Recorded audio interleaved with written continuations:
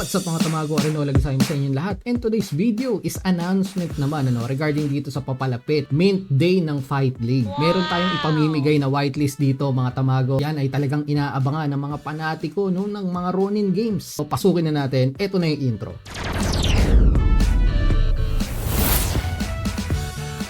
So guys, konting review lang naandito nga tayo sa website mismo ng Fight League. Ito meron tong tatlong klaseng laro mga tamago. Kaya yung NFT na bibilin dito, palagay ko sulit na sulit kasi magagamit nyo yun dito sa lahat ng laro na to. Isa itong metaverse game under Ronin blockchain. So nagkaroon na tayo ng free mint dati mga tamago. Yun nga yung mga chips. Ito yata yung mga dagdag pampalakas dun sa mga hero. At ngayon naman magkakaroon tayo ng fighter mint na kung saan ito naman yung mga character na gagamitin nyo dito sa kanilang laro. October 10 na po yan. So yung raffle natin, baka dun na lang natin gawin kay Alrak or dito sa akin, hindi ko alam. Depende sa oras kasi and availability namin. Pero meron tayong mga ipamimigay. So mag-fill out na lang kayo, sign out kayo dyan sa form sa baba, sa description box. Magkakaroon din tayo dyan ng first come first serve round mga tamago. Yun pong mga yun ay hindi sigurado ha. Pag naunahan kayo ng ibang tao sa first come first serve, syempre hindi kayo makaka-mint doon. And ang pag-mint po dito ay may bayad. So yung mga sasali po dito sa raffle siguraduhin lang po na talagang gustong bumili. Hindi ito financial advice kasi hindi pa naman natin alam kung paano nga ba magkakaroon ng earning dito sa laro na to. Pero Ronin Games yan, malamang naman sa malamang play to earn po. Do your own research na rin mga tamago. At bukod nga dun sa first come first serve, syempre meron tayong guaranteed. Ibig sabihin yung siguradong makakamint ka. Bibigyan namin kayo ng whitelist spots. I think 8 po ang mananalo. Explore natin ng konti mga tamago. Punta tayo dito sa kanilang game. Ang unang game na lalabas ay itong Survivor. Ang gameplay nito mga tamago is may mga horde na susugurin ka. Kailangan mong makasurvive. Marami na rin ganitong mga laro ang lumabas lalo na yung Chibi Clash, parehas sila ng gameplay. Then magkakaroon din ito medallion, fight league, and yung missions mga tamago. Hindi ko pa alam kung ano tong mga gameplay nitong mga to, pero sabi ARPG. Ibig sabihin po anime inspired RPG game, role playing game. So again guys, announcement lang naman to regarding dito sa pa-whitelist natin. At raffle na naman pamigay natin dito sa Barangay Tamago. At yun lang sa episode na to. Ingat kayo. Tamago